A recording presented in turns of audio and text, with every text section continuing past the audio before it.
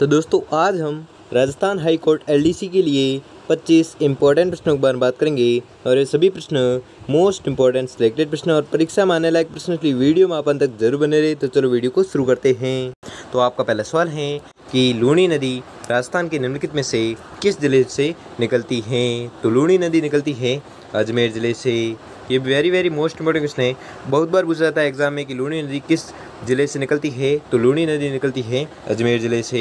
तो दोस्तों आपको 25% दी जाएंगी, जिसमें से आपने कितने परसेंट सही किए हैं वो हमें लास्ट में कमेंट में ज़रूर बताएं, जिससे कि आपकी प्रिपरेशन का पता चलता रहेगा। तो अगला प्रश्न देखते हैं। तो अगला सवाल है कि काली सिंध नदी राजस्थान में कहाँ से प्रवेश करती है। तो काली सिंध नदी प्रवेश करती है बींदा गाँव झालावाड़ से। अगला सवाल है कि राजस्थान में निम्नलिखित में से किस नदी पर बीसलपुर बांध अवस्थित है। तो यह अवस्थित है बनास नदी पर। ये वेरी मोस्ट इंपॉर्टेंट क्वेश्चन है, बहुत बार पूछा जाता है एग्जाम में कि बीसलपुर बांध है जो किस नदी पर अवस्थित है। तो यह अवस्थित है बनास नदी पर। अगला सवाल है कि निम्न में से जोई नदी किस नदी की सहायक नदी है। तो जोई नदी है लूणी नदी की सहायक नदी। अगला सवाल है कि राजस्थान में माई नदी निम्न में से किन जिलों की सीमा बनाती है। तो यह सीमा बनाती है डूंगरपुर बांसवाड़ा की। अगला सवाल है कि चंबल नदी राजस्थान में निम्न में से किन जिलों की सीमा बनाती है। तो यह सीमा बनाती है कोटा और सवाई माधोपुर के मध्य। अगला सवाल है कि निम्न में से कौन सा सही सम्मिलित नहीं है। तो वह है लूणी अनास। ये ऑप्शन है जो सही सम्मिलित नहीं है, इसलिए आपका राइट आंसर हो जाएगा ऑप्शन नंबर सी। अगला सवाल है कि राजस्थान का बांकली बांध किस नदी पर बना हुआ है। मोस्ट इंपॉर्टेंट क्वेश्चन है, बहुत बार पूछा जाता है एग्जाम में कि राजस्थान का बांकली बांध है जो किस नदी पर बना हुआ है। तो आपको याद रखना है यह बना हुआ है सुकड़ी नदी पर। अगला सवाल है कि बेणेश्वर 3 नदियों के संगम पर अवस्थित है और निम्नलिखित में से कौन सी नदी इसके अंतर्गत नहीं है। तो वह नदी है बनास नदी जो इसके अंतर्गत नहीं है। अगला सवाल है कि निम्न में से कौन सी नदी अजमेर ज़िले में प्रवाहित नहीं होती है। तो वह नदी है मानसी नदी जो अजमेर ज़िले में प्रवाहित नहीं होती है। अगला सवाल है कि निम्नलिखित में से कौन सी नदी राजस्थान के पूर्वी मैदान में प्रवाहित नहीं होती है।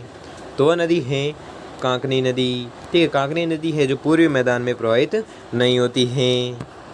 अगला सवाल है कि निम्नलिखित शहरों में से कौन सा जोई नदी के किनारे स्थित है। तो यह स्थित है पाली। ठीक है, पाली जो शहर है वह जोई नदी के किनारे स्थित है। अगला सवाल है कि निम्नलिखित युग्मों में से कौन सा सही सम्मिलित नहीं है। तो वह युग्म है कांकनी कुंभलगढ़ पहाड़ी।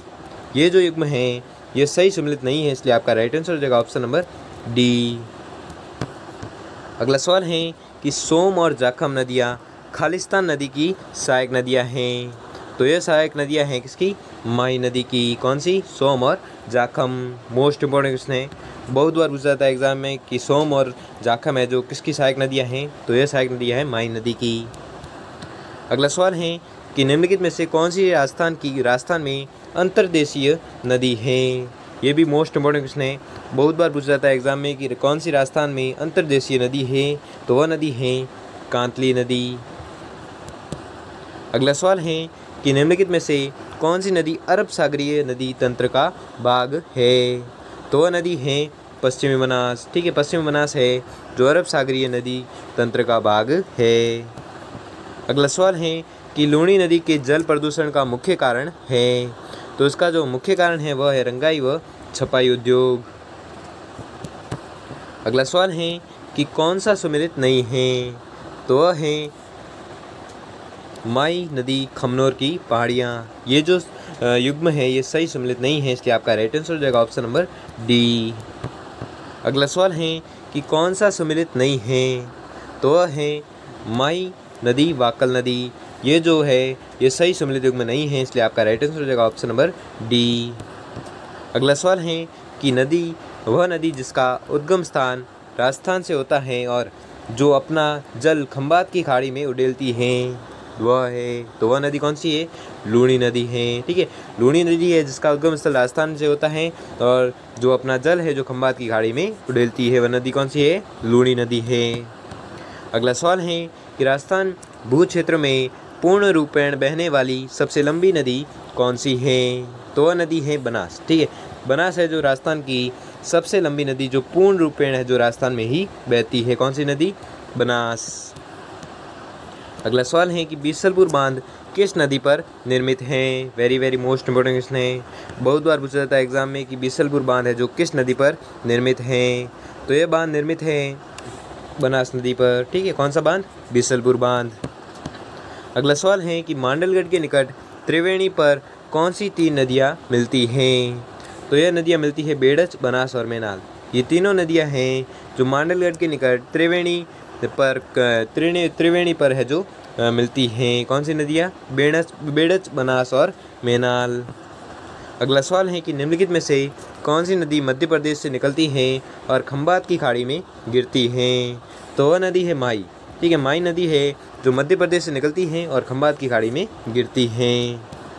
अगला सवाल है और ये आज का अंतिम सवाल है कि कालीबंगा अवशेष जिस नदी के किनारे पर मिलते हैं वह है सरस्वती नदी। ठीक है, सरस्वती नदी है जो जहाँ पर कालीबंगा अवशेष है जो मिलते हैं। किस नदी पर? सरस्वती नदी पर।